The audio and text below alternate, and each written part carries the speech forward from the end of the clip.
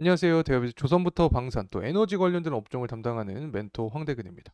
오늘 흥하해운 함께 살펴보도록 하겠습니다. 사실 제가 금일은 이제 유가 관련된 종목이나 해운주를 분석을 하지 않으려고 했는데 갑자기 이슈가 계속해서 나와주고 있는 상황입니다. 현재 흥하해운 같은 경우도 살펴보게 되면 가파르게 주가가 갑자기 상승해주는 모습을 보여주고 있습니다. 뭐 대표적인 해운주 뭐 흥하해운 말고 대한해운도 존재하는데 대한해운 흐름도 마찬가지입니다. 어쨌든 주가가 강하게 상승하고 있다. 자, 이러한 전반적인 이유는 바로 전쟁에 대한 리스크가 계속해서 가시화가 되면서 이 부분을 통해서 운임비가 상승할 수 있다라는 그런 우려감 때문에 현재 이 흥하해운도 주가가 상승해주고 있다. 자, 이렇게 볼 수 있는데 제가 어떤 말씀을 드렸냐면 시장이 하락할 때 기회가 될 수 있는 종목이 바로 해운주랑 유가 관련된 종목들이라고 누누이 말씀을 드렸습니다. 이 부분이 궁금하신 분들은 제 영상 찾아보시면 제가 계속해서 강조드렸던 부분 확인하실 수 있을 거라고 보고 있습니다.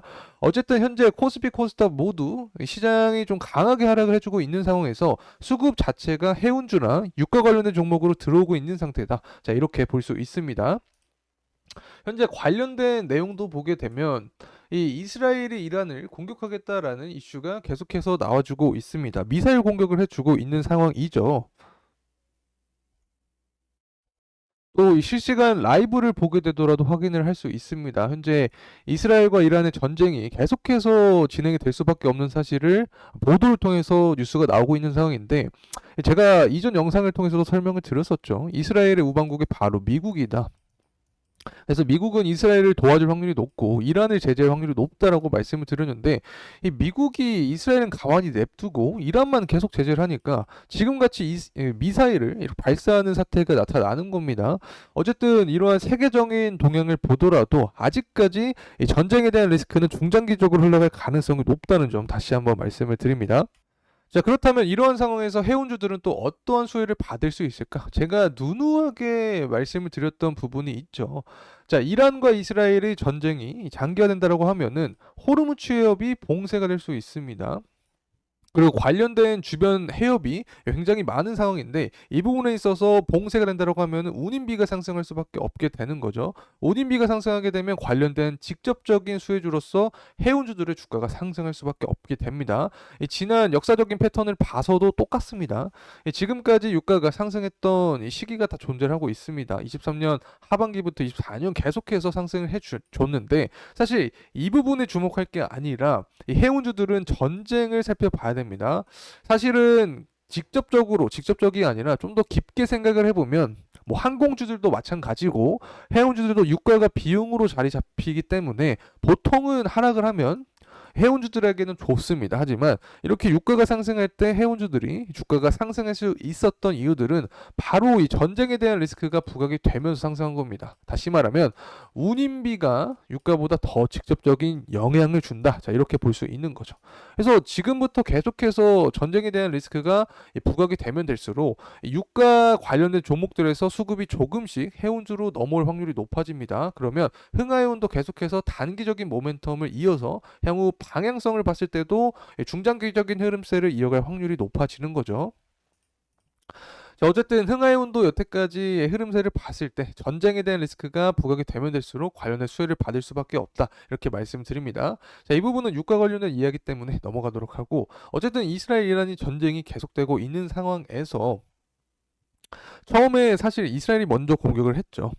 시리아에 있는 영사관을 이란 영사관을 공격을 했고 이란도 관련된 이슈로 계속해서 보복성 공격을 해주고 있는 상황입니다. 이러한 상황에서 미국은 이스라엘 편만 들고 있고 때문에 현재 이스라엘이 또 미사일로 공격하고 있지 않나 전 보고 있습니다.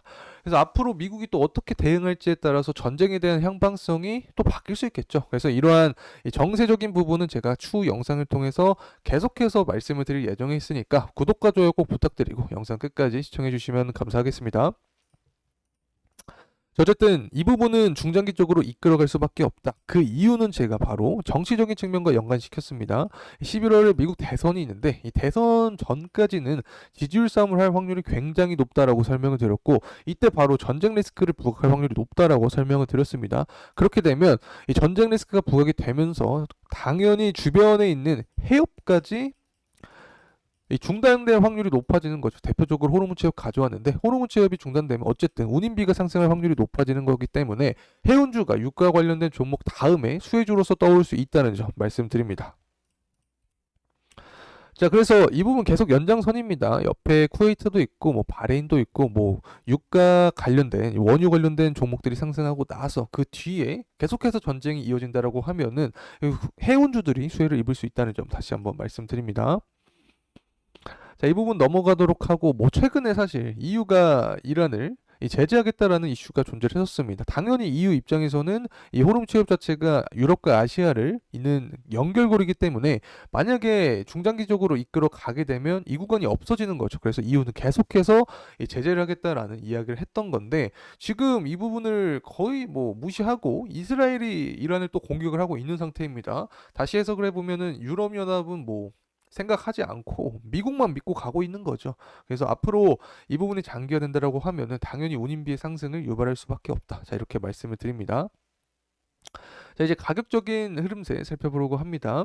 흥하용 같은 경우에는 지금까지 패턴을 봤을 때 단발성으로 정말 강한 거래량과 함께 주가가 상승해주는 모습을 보여줬습니다. 하지만 그 이후에 주가의 긴 하락세를 이어준 모습이 바로 패턴으로 확인할 수 있다. 자, 이렇게 보는 거고 때문에 리스크가 있는 투자를 진행할 수밖에 없게 되는 겁니다. 그래서 흥하용 같은 경우는 변동성을 이용한 투자를 하시는 분들께 조금 적합한 종목이지 않을까 개인적으로 생각을 하고 있습니다. 그래서 어쨌든 현재 전쟁에 대한 리스크가 계속되고 있는 상황이기 때문에 앞으로 이 주가 상승 모멘텀이 나와줄 확률이 높아지는 거죠. 그렇게 되면 우선 전고점 구간을 돌파를 해주는 게 포인트가 될 것 같습니다.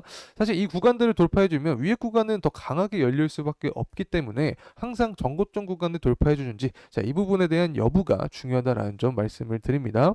어쨌든 흥하용 같은 경우에는 뭐 패턴이 똑같습니다.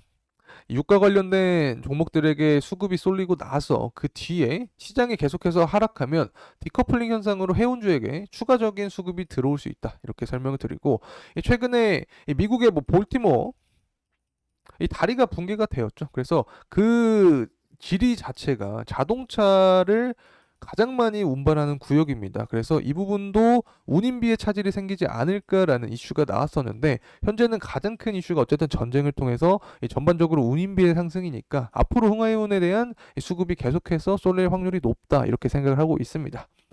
그리고 뭐 전쟁에 대한 리스크는 부각이 될 수밖에 없어요. 이 미국의 현재 지지율을 봤을 때 바이든이 굉장히 높습니다. 그만큼 트럼프가 원래 높았는데 이제 바이든이 따라잡은 상태라고 볼 수 있고 그만큼 7월 8월 전에 지지율 싸움을 할 확률이 높아지고 이럴 때 가장 효율적인 방법이 전쟁 리스크를 부각시키는 것이다라고 설명을 드렸죠.